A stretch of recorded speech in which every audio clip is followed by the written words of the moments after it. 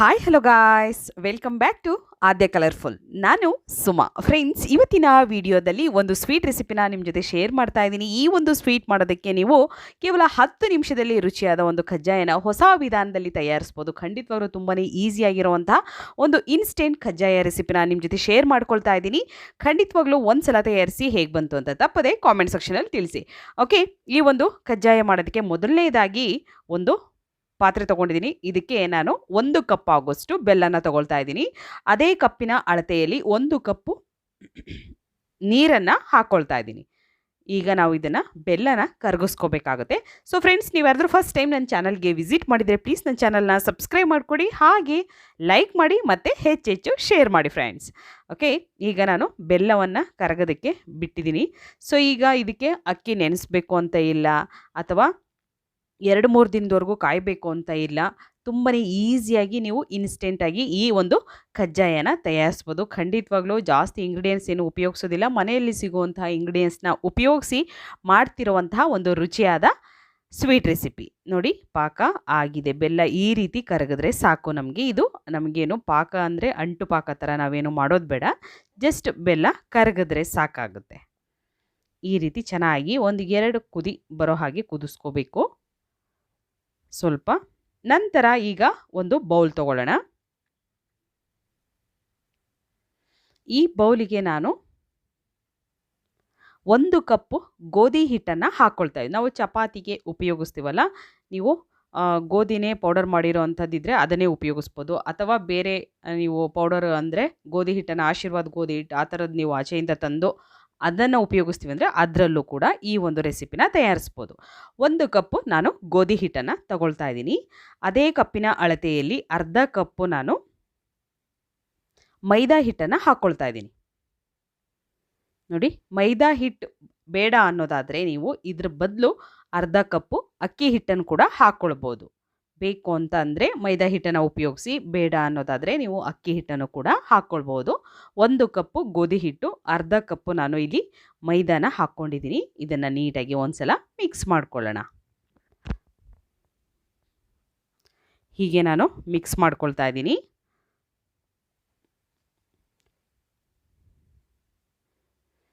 ಒಂದು ಸ್ವಲ್ಪ ಕ್ರಿಸ್ಪಿಯಾಗಿ ಬರುತ್ತೆ, ತುಂಬಾ ಚೆನ್ನಾಗಿರುತ್ತೆ. ನಂತರದಲ್ಲಿ ಇಲ್ಲಿ 2 ಸ್ಪೂನ್ ಆಗುವಷ್ಟು ನಾನು ಚಿರೋಟಿ ರವೆನ ಹಾಕ್ಕೊಳ್ತಾ ಇದ್ದೀನಿ. 2 ಸ್ಪೂನ್ ಆಗೋಷ್ಟು ಚಿರೋಟಿ ರವೆನ ಹಾಕ್ಕೊಳ್ತಾ ಇದ್ದೀನಿ. ಚಿರೋಟಿ ರವೆ ಅಂದರೆ ಏನು ಅಂತ ಕೆಲವರೆಲ್ಲ ಕೇಳ್ತಿದ್ರಿ.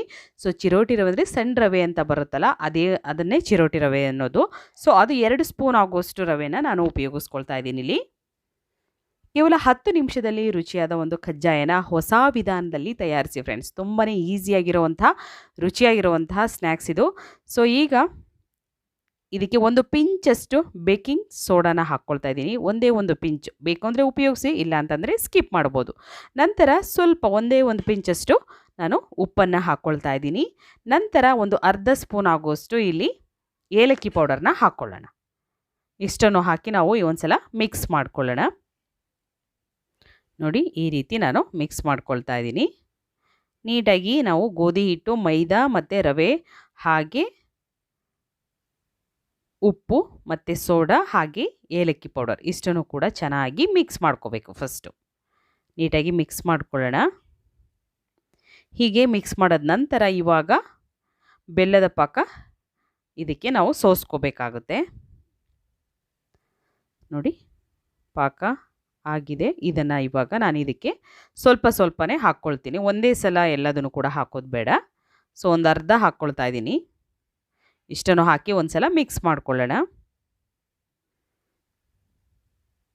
ಇನ್ಸ್ಟೆಂಟಾಗಿ ಮಾಡುವಂತಹ ಕಜ್ಜಾಯ ರೆಸಿಪಿ. ಸೊ ಫ್ರೆಂಡ್ಸ್, ಇದನ್ನು ನೀವು ತಯಾರಿಸಿ 15-20 ದಿನದವರೆಗೂ ಕೂಡ ಸ್ಟೋರ್ ಮಾಡಿ ಇಡ್ಬೋದು. ಯಾವುದೇ ರೀತಿ ಕೆಟ್ಟೋಗೋದಿಲ್ಲ, ತುಂಬಾ ಚೆನ್ನಾಗಿರುತ್ತೆ. ನೀವು ಹೇಗೆ ತಯಾರಿಸಿದ್ರೋ ಹಾಗೇ ಇರುತ್ತೆ, ತುಂಬಾ ಕ್ರಿಸ್ಪಿಯಾಗಿ ಇರುತ್ತೆ.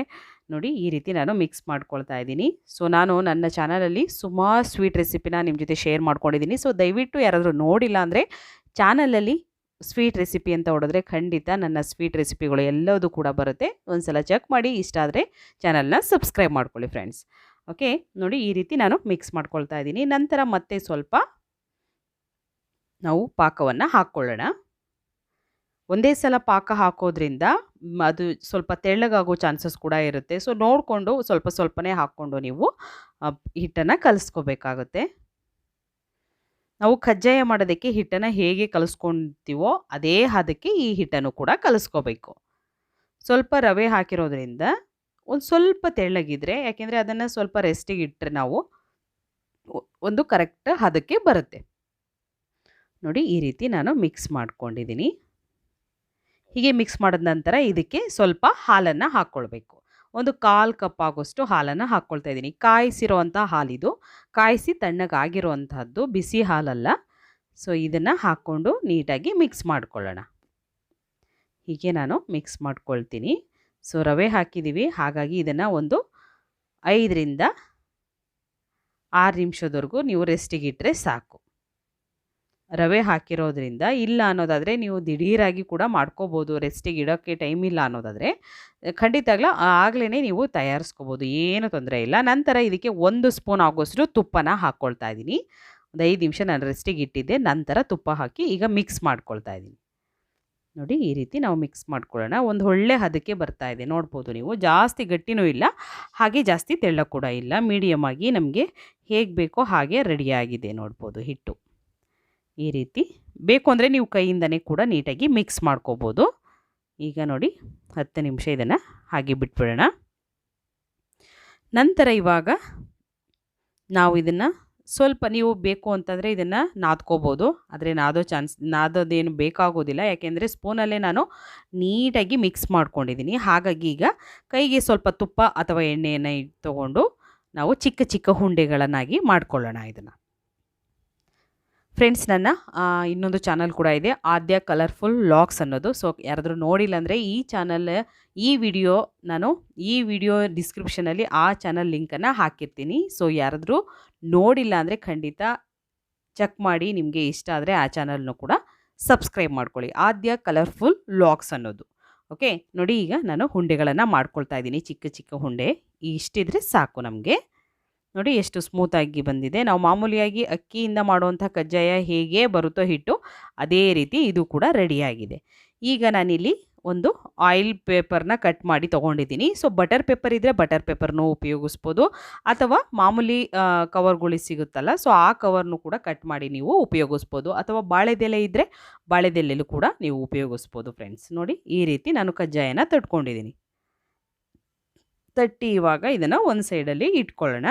ಇಲ್ಲಿ ನಾನು ಎಳ್ಳನ್ನು ತೊಗೊಂಡಿದ್ದೀನಿ, ಬಿಳಿ ಎಳ್ಳು. ಸೊ ಬಿಳಿ ಎಳ್ಳಿಗೆ ಇವಾಗ ಬಿಳಿ ಎಳ್ಳನ್ನು ಉಪಯೋಗಿಸಿ ಕೂಡ ಕಜ್ಜಾಯ ಮಾಡ್ತೀವಲ್ವ. ಸೊ ಅದೇ ರೀತಿ ಇವಾಗ ಸ್ವಲ್ಪ ಹಿಟ್ಟನ್ನು ತೊಗೊಳ್ಳೋಣ. ಮೊದಲನೇದಾಗಿ ಹಿಟ್ಟನ್ನು ತೊಗೊಂಡು ಈ ಎಳ್ಳಲ್ಲಿ ನಾನು ಅದನ್ನು ಹೀಗೆ ಉರುಳಿಸ್ತೀನಿ. ನೋಡಿ ಈ ರೀತಿ ಉಳಿಸಿದ ನಂತರ ನಾವು ಈಗ ಪೇಪರ್ ಮೇಲೆ ಹಾಕಿ ಅದನ್ನು ಲಟ್ಟಿಸ್ಕೋಬೇಕು. ಹೀಗೆ ನಾನು ಕೈಯಿಂದನೇ ತಟ್ತಾ ಇದ್ದೀನಿ, ಲಟ್ಸೋದೇನು ಬೇಡ. ಯಾಕೆಂದರೆ ನಮಗೆ ಸ್ವಲ್ಪ ದಪ್ಪವಾಗೇ ಬೇಕು ಈ ಒಂದು ಸ್ವೀಟ್ ರೆಸಿಪಿ. ಸೊ ಸ್ವೀಟು ಅಥವಾ ನೀವು ಸಂಜೆ ಸ್ನ್ಯಾಕ್ಸಿಗೆ ಬೇಕು ಅಂದರೂ ಇದನ್ನು ಮಾಡ್ಕೋಬೋದು.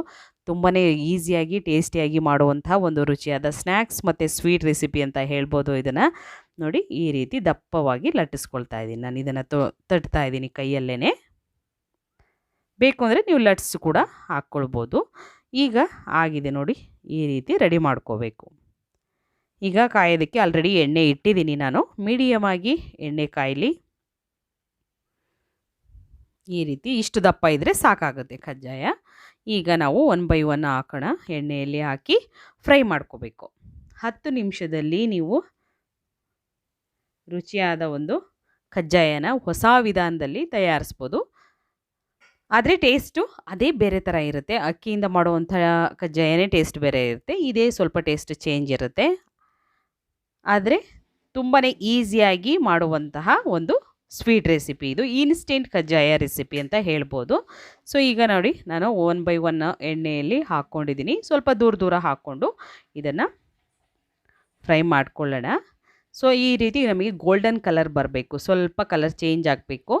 ಇದಕ್ಕೆ ನಾನು ಫುಡ್ ಕಲರ್ ಅಥವಾ ಬೇರೆ ಏನನ್ನು ಕೂಡ ಉಪಯೋಗಿಸಿಲ್ಲ. ಈಗ ಟರ್ನ್ ಮಾಡಿ, ಎಲ್ಲದನ್ನು ಕೂಡ ಟರ್ನ್ ಮಾಡಿ ನಾವು 2 ಸೈಡು ಇದನ್ನು ಫ್ರೈ ಮಾಡ್ಕೊಳ್ಳೋಣ. ಎಣ್ಣೆಯಲ್ಲಿ. ನೋಡಿ ಕಲರ್ ನೋಡಿ ಎಷ್ಟು ಚೆನ್ನಾಗಿ ಬಂದಿದೆ ಅಂತ. ನಾವು ಯಾವುದೇ ರೀತಿ ಫುಡ್ ಕಲರನ್ನು ಉಪಯೋಗಿಸಿಲ್ಲ. ನೋಡ್ಬೋದು. ಬೇಕು ಅಂದರೆ ನೀವು ಫುಡ್ ಕಲರ್ನ ಉಪಯೋಗಿಸ್ಕೋಬೋದು. ಬಟ್ ಅದರ ನೆಸೆಸರಿ ಇಲ್ಲ. ಯಾಕೆ ಅಂತ ಅಂದರೆ ತಾನಾಗಿಯೇ ಅದು ಈ ರೀತಿ ಕಲರ್ ಬರುತ್ತೆ. ಸೊ ಈ ರೀತಿ ನಾವು ಆಯಿಲಲ್ಲಿ ಎರಡೂ ಸೈಡು ಇದನ್ನು ಫ್ರೈ ಮಾಡ್ಕೋಬೇಕು. ಈಗ ಒಂದು 2 ಸೆಕೆಂಡ್ವರೆಗೂ ಈ ಕಡೆ ಫ್ರೈ ಮಾಡ್ಕೊಳ್ಳೋಣ, ಸಾಕಾಗುತ್ತೆ. ಈಗ ಆಗಿದೆ ನೋಡ್ಬೋದು. 1 ಬೈ 1 ಈಗ ನಾನು ತೆಗಿತಾ ಇದ್ದೀನಿ. ಸೊ ಒಂದು ಟಿಶ್ಯೂ ಮೇಲೆ ತೆಗೆದಿಟ್ಕೊಳ್ಳೋಣ. ಈ ರೀತಿ ಒಂದು ಸ್ಪೂನನ್ನೇ ಪ್ರೆಸ್ ಮಾಡಿ, ಯಾಕೆಂದರೆ ಅದರಲ್ಲಿ ಆಯಿಲ್ ಏನಾದರೂ ಇದ್ದರೆ ಬರುತ್ತೆ ಅಂತ ಹೇಳಿ ಅಷ್ಟೇ. ಈ ರೀತಿ ಕಲರ್ ಚೇಂಜ್ ಆಗೋ ಹಾಗೆ ನಾವು ಈ ಒಂದು ಗೋಧಿ ಹಿಟ್ಟಿನ ಕಜ್ಜಾಯವನ್ನು ಫ್ರೈ ಮಾಡ್ಕೊಳ್ಬೇಕು. ಈಗ ನೋಡಿ ಆಗಿದೆ. ಸೊ ಇದನ್ನು ತೆಗೆದಿಟ್ಕೊಳ್ಳೋಣ.